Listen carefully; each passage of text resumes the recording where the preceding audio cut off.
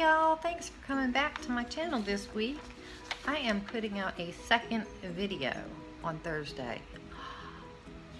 What am I thinking, right?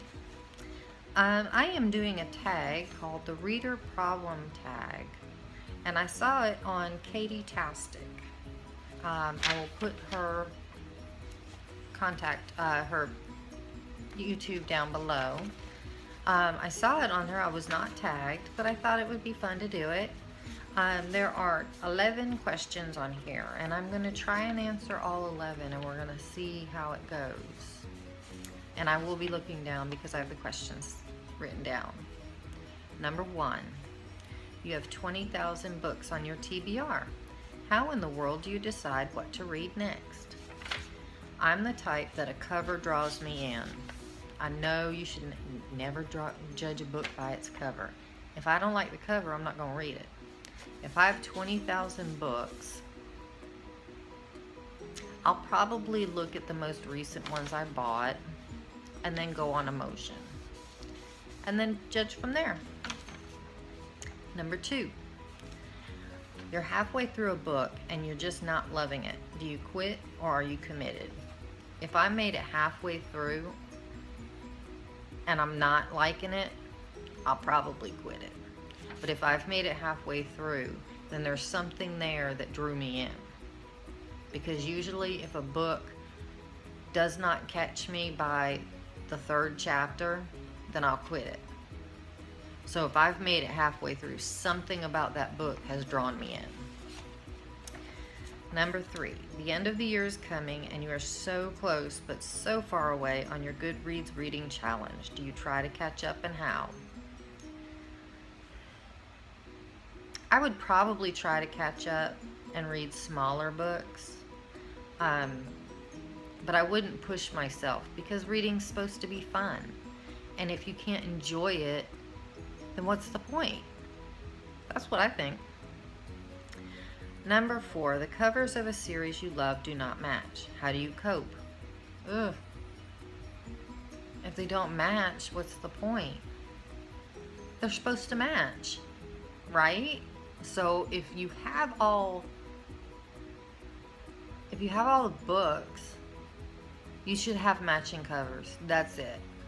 So if they don't match, then you should go and buy the matching covers and like donate the ones that don't match to like a secondhand store or to a library. That's what I think. Number 5, everyone and their mother loves a book you really don't like. Who do you bond with over your shared feelings?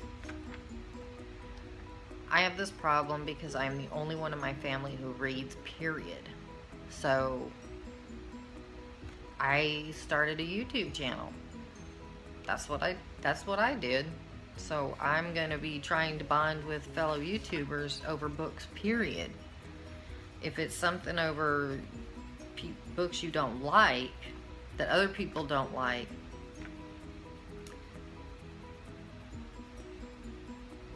I don't know. I guess I would just be all on my lonesome and just deal with it. Everybody has their own opinion.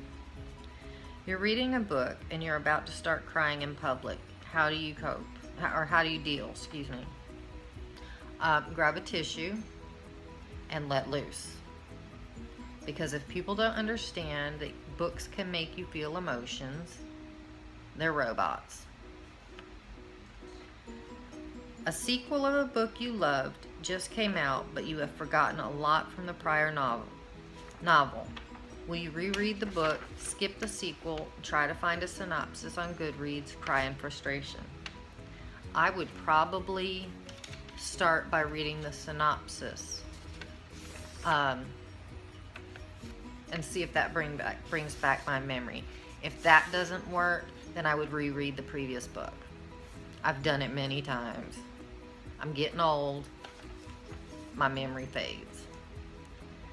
Number 8, you do not want anyone borrowing your books. How do you politely tell people no when they ask? That's real easy. No, because I don't loan my books out.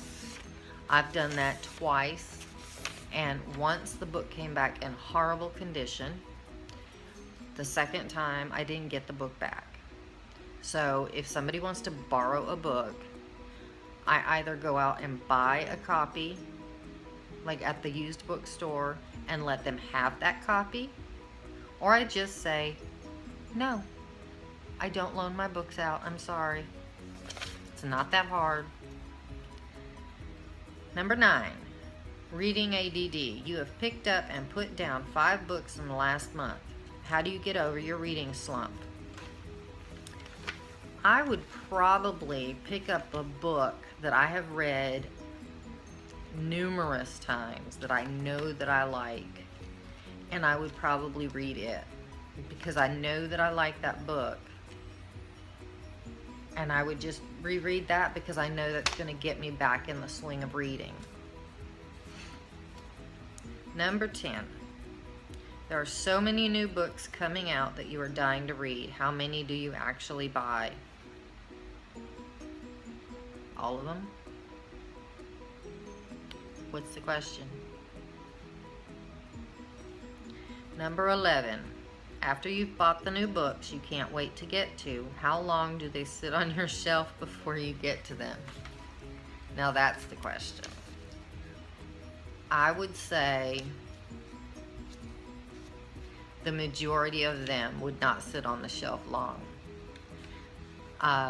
Probably a third of them would probably sit there until I got to them later. But the majority of them would probably not sit there very long at all. This was fun. I'll have to do another tag. I'll have to find one I think I like.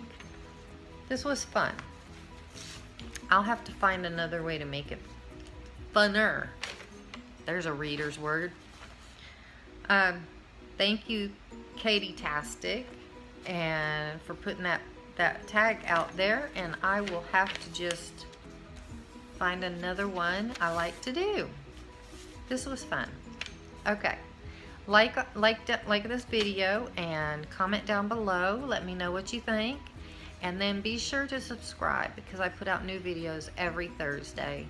And usually it's a wrap-up or a full-on review.